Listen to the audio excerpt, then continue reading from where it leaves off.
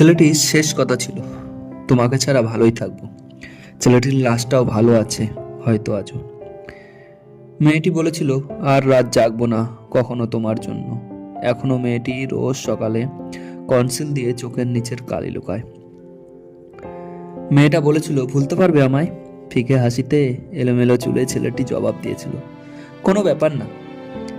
ছেলেটি আজ মানসিক হাসপাতালে, হয়তো ভোলার চেষ্টা সফল হয়নি তার। বয়স 22 কি 23, তখনই বিয়ে দিয়ে দিল বাড়ি থেকে। প্রেমিকার কথা বাসায় বলায় বাবা বলেছিল, আমার সম্মান আগে নাকি তোর প্রেম? বাবার সম্মানরা ছেলেটা এখনো আকাশের দিকে তাকিয়ে বলে, ক্ষমা করে দিও ভালোবাসা। আর কখনো সিগারেট খাবো না বলে প্রমিস করা ছেলেটির বুক ভরা নিকোটিনের ধোঁয়া।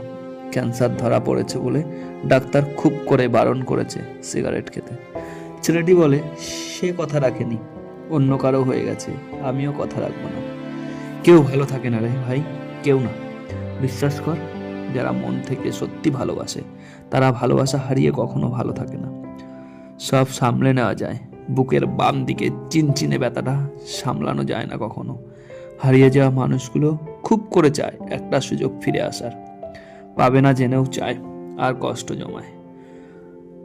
সবার সামলে নেওয়ার ক্ষমতা থাকে না, কেউ ধীরে ধীরে শেষ হয়, কেউ বা তাড়াতাড়ি, কিন্তু আত্মার মৃত্যু সে তো একসাথেই হয়।